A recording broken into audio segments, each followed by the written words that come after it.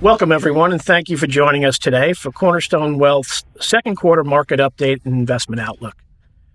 The year has flown by, and we're quickly approaching summer as classes here in the Carolinas are wrapping up, and others begin shortly in the month ahead. Summertime blues for mom and dad. I'm Jeff Carbone, managing partner of our private wealth team, joined today by our newest managing partner here at Cornerstone, though certainly not new to the investment team, our Chief Investment Officer, Cliff Hodge. Congratulations, Cliff, and thanks for joining us. We're going to look forward to today's webinar, as always. A lot to go over and share. I'm so pleased you all could join us and are listening in for our latest update. We've all seen volatility pick up in Q1, and so far Q2 hasn't been much different, though a little bit more on the positive as of late. As 2025 got underway, all eyes, ears, and tweets were on President Trump and the potential impact his administration would have on the markets. And boy, have we seen movement. Some of it expected and some not so much. Today, we're going to take a closer look at what's driving those movements, what it all means for you, our clients, and where we may be headed. Here's what's on the agenda. We'll take a look back at Q1, review recent market, economic, and market updates, evaluate market conditions and performance, explore key themes shaping the current environment we're in. Whether you're focused on stocks, the bond or fixed income market, public or private, equities, or the broader macroeconomic landscape, our goal is to provide clarity and confidence to help you navigate today's challenges. And please feel free to share this update with family, friends, and colleagues, or anyone you may think this could be helpful. All right, let's rewind a moment, go back to 25 as we started. Lots of attention on President Trump and opening his policies and what moves may be ahead. Key areas of immigration, DOGE, and tariffs took center stage, with all issues in focus on the markets and what performance that might bring in the year ahead.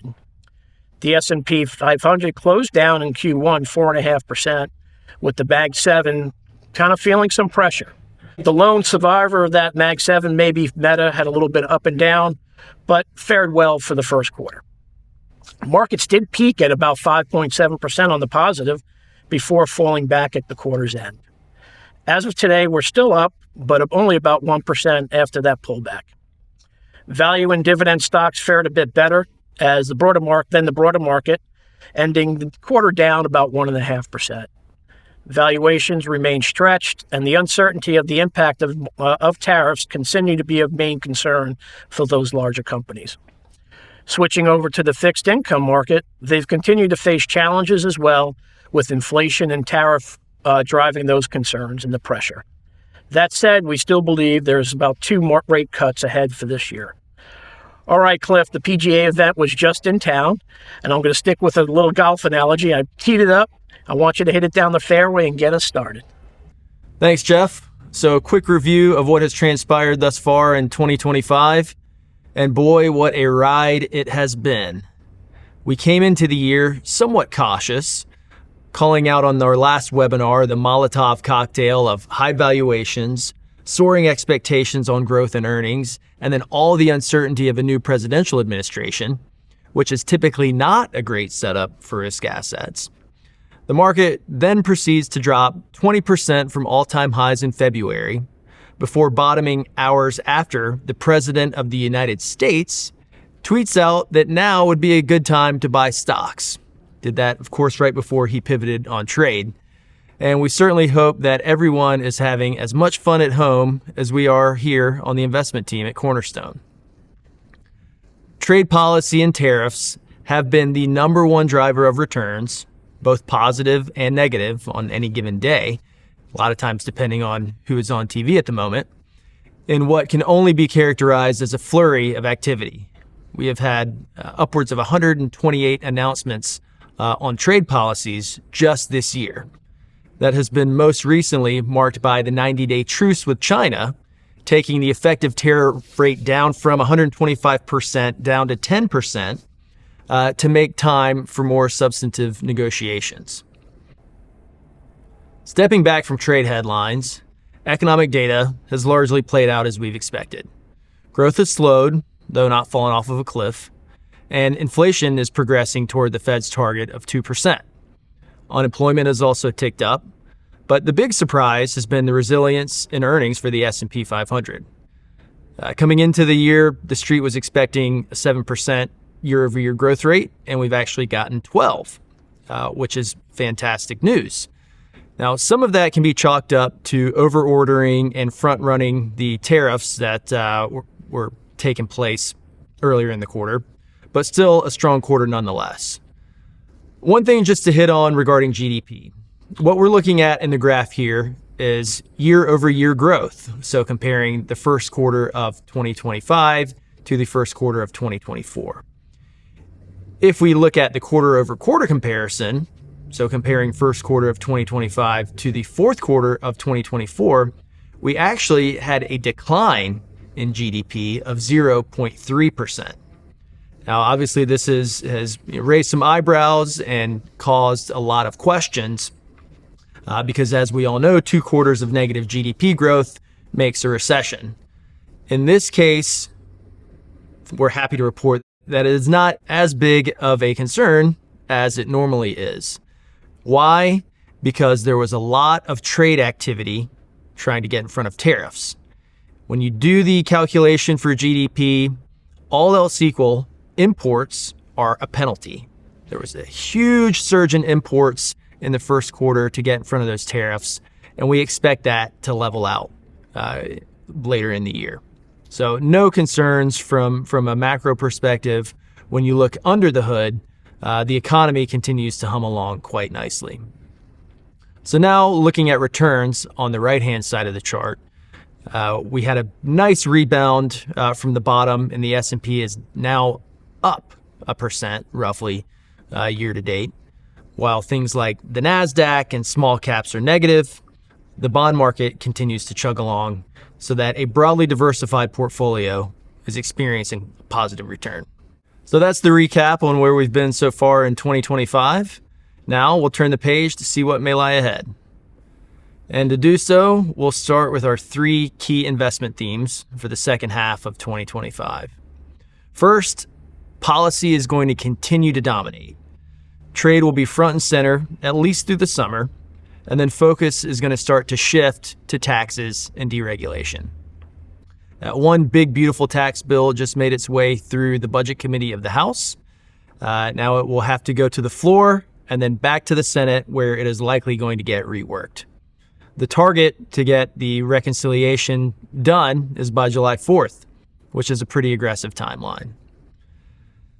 Number 2, recession odds have fallen pretty dramatically since President Trump softened his stance on trade, especially with China, though we're not quite out of the woods yet.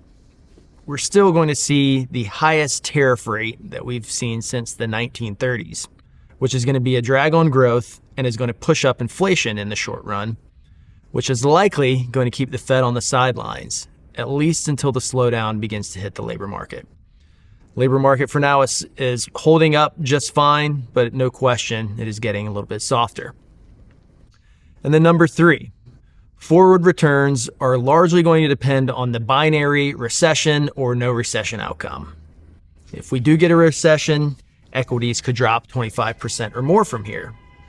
Though if we don't, returns will be fine. Not great, but okay. Valuations are high. There's going to be very little headroom to increase the price to earnings multiple, but earnings could continue to come in better than expected. Right now, the market's anticipating 7% for the year. Things go right, we're likely looking at mid-single-digit equity returns this year. Income-producing assets, especially in the alternative space, can be competitive with stocks and with much lower volatility. So that's an area where we think investors should be looking to round out their portfolios. So now we'll check in on our dashboard. And it actually looks very similar as a point in time as it did to February, though sentiment was really the major components that round tripped. Sentiment got very washed out, very bearish, which is actually quite supportive for equities. But then markets have quickly rebounded as valuations and earning expectations have all come back in. So then we take a look under the hood of our leading macro indicators. 3 of the 12 are now pointing toward recession. That leaves 9 more in expansion territory. The recessionary indicators are more soft data, so things like the yield curve, consumer sentiment around jobs, manufacturing new orders from the ISM survey. These are all typically historically lead the hard data, though as we'll see, that has not really been the case since COVID. The rest of the indicators are all pointing toward expansion, with one caveat that profit margins seem to have peaked and are now starting to decelerate from all-time highs. So that's the view from the high-level macro. Now we're going to dig into the themes a little bit further. First, on the trade policy front. So as we said, even with the recent concessions against China and our trading partners, it's still going to be the highest level of tariffs since the 1930s. And these are going to have 2 distinct effects. First, it's going to be a drag on growth. Tariffs are effectively a consumption tax. Taxes reduce real purchasing power. That means less money to spend on other things. At the corporate level, higher input costs can lead to margin compression, especially if companies don't or are unable to pass along the full cost of price increases. This could also lead to reduced capital expenditures, lower reinvestment back into the business. The second is that in the short term, it's going to be inflationary. There's the direct impact, which is a pop in imported goods pricing. We're already seeing that. This can also spread a little bit further through the supply chain and exacerbate the problems. Some of the indirect effects. Domestic producers want to take advantage of higher prices to boost their margins, so they may do so. But the risk is when inflation gets entrenched in longer-term expectations. That's when these expectations begin to influence wage negotiations, price-setting behaviors, so on and so forth. That's why the Fed is so laser-focused on those long-run inflation expectations and keeping them anchored. Well, unfortunately, they are all inching higher. So staying on the topic of trade for a moment, this is a pretty interesting framework from our research partners over at BCA, which they call the 7 steps of maximum pressure. And this has actually done a pretty good job of summarizing the administration's playbook so far. And if they are right, and we continue to follow along this path, it's likely that there is going to be more volatility to come, as we're currently in stage 4, break bread and make friends, before escalating to stage 5, leave the bride at the altar. This would absolutely lead to more market volatility. Not that there's any guarantee that it will happen this way, but it's a pretty logical path and so far has held up well. So we just want to make sure everyone is prepared for whatever is in store. And while trade is at the forefront today, as we mentioned, the tax bill and reconciliation process is also getting kicked off. That big, beautiful bill has made its way out of Budget Committee and is going to head to the floor of the House before moving on to the Senate. Goldman Sachs recently released this visualization of how the current tax bill affects the deficit and GDP. And what we see is an upfront spending boost, predominantly in 26 and 27, before ultimately shrinking the deficit and being a dampener effect on the broader macroeconomy in 2028 and beyond. So while the tax bill is going to be stimulative on the front end for the broader economy, in its current form, and I'll emphasize current form, things are likely to change many times before we get a final version, it is not going to be enough to completely offset the effects of tariffs, immigration, and DOGE. So as we can see, the top half of the chart highlights the stimulative effects from the tax bill. The bottom half highlights the detractors from those 3 areas that we discussed, and the red line is the net effect. When you take all this and put it together, it results in a net fiscal drag in 2025 and 2026, which is another reason why we're not quite yet ready to wave the white flag on a potential recession for later this year. On that topic of recession, certainly we've had a lot more questions come up after that negative print during the first quarter. But as we mentioned, it's been largely a byproduct of trade. And under the hood, especially when looking at consumption, we are largely humming along. What is a little bit different this time in recent history compared to the past is that sentiment typically leads hard data. As we can see from the chart here, we've been in the doldrums really since COVID. So it remains to be seen if these relationships are going to continue. But one of the best reads that we track and one of the areas that we talk a lot about with clients and on these webinars, obviously, is the labor market. And at the macro level, we've actually been in a pretty strange period where demand for labor has been greater than available supply. Typically, that relationship is reversed. And we have not seen this, before recently, we hadn't seen this same setup where demand outstrips supply since the 1960s. We highlight this on the left-hand side. We call this the jobs gap.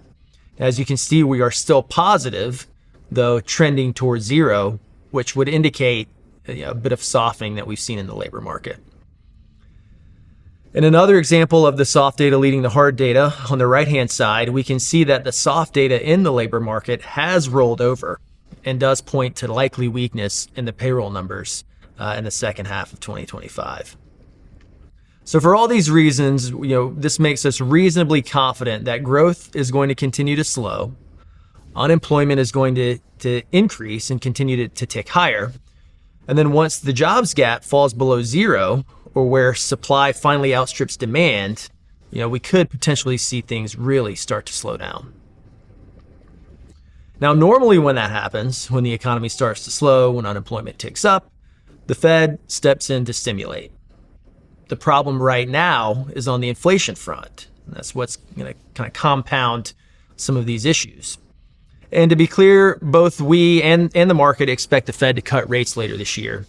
But the timing and the magnitude keep getting pushed back because of the potential inflationary impacts from tariffs.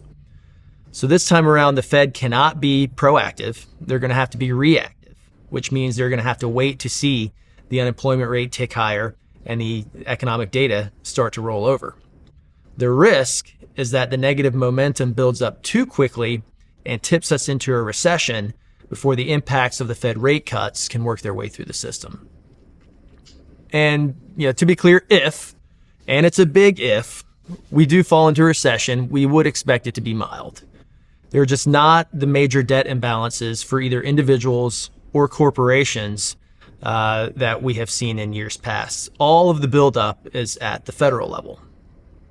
And while we're on this topic, yes, the deficits are absolutely a major problem. We cannot continue to keep spending more money than we take in year after year after year. But unfortunately, it is probably going to take some kind of a crisis for our leadership to get serious about addressing these problems. And before you ask, no, we are not concerned about the dollar's status as a global reserve currency. There just are not any alternatives, and we don't think that is going to be a problem for at least the next 20 years. So now we're going to turn our attention to markets. Starting with equities, we've got a long run view of the price to earnings multiple, and it's pretty evident that stocks as of right now are not pricing in really much recession risk at all today. And if you look back historically over the past 20 years, the S&P 500 is in the 95th percentile of valuations, meaning that only 5% of the time have we been more expensive than where we are today. Now, much of that has been driven by growth stocks, the technology sector, and the Mag 7. There are some bright spots.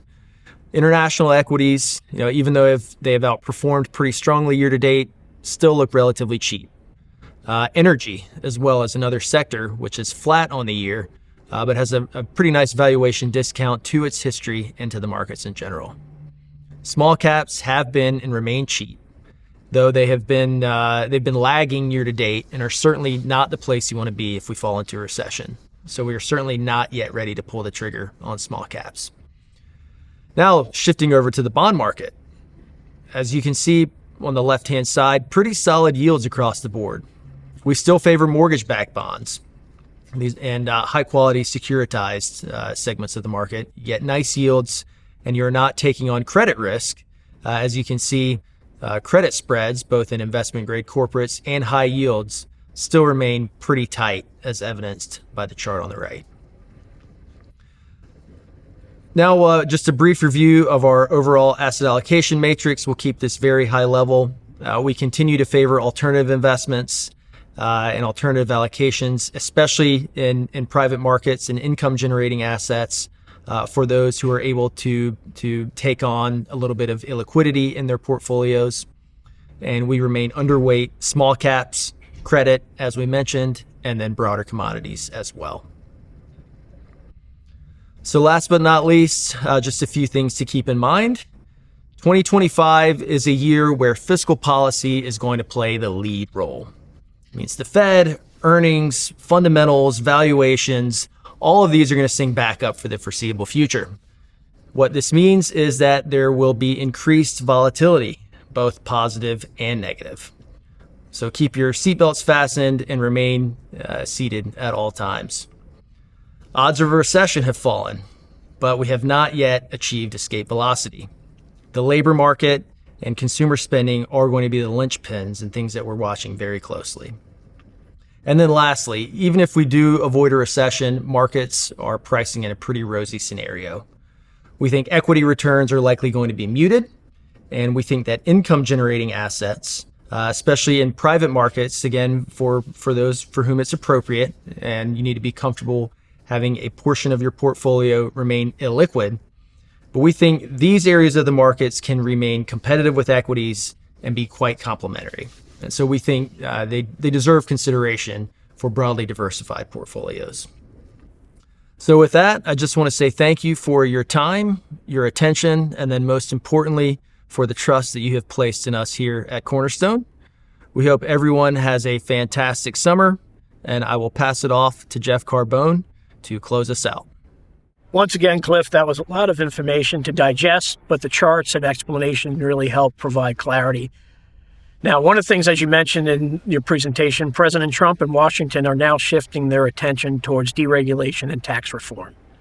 So before we wrap up, I want to share with you just a few highlights of the potential tax reform that you referenced. And it could be known as the One Big Beautiful Tax Act of 2025. So a few provisions, such as the extension and expansion of the 2017 tax cuts, are on the docket. Tax relief for workers and seniors, tips, overtime pay might be exempt. Seniors may get a deduction increase up to $4,000 and could be available through 2028. SALT deduction cap is also on the docket. We'll see where that goes. All these things that are out there are potential that could change. There's lots that are still being worked on behind the scenes. We'll certainly keep an eye out. Thank you for joining us today. We appreciate your time. We appreciate you as our clients. We're always here to provide that clarity and confidence. Reach out to your advisor should you have any questions.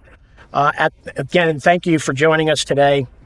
We appreciate it. Have a great summer, everybody.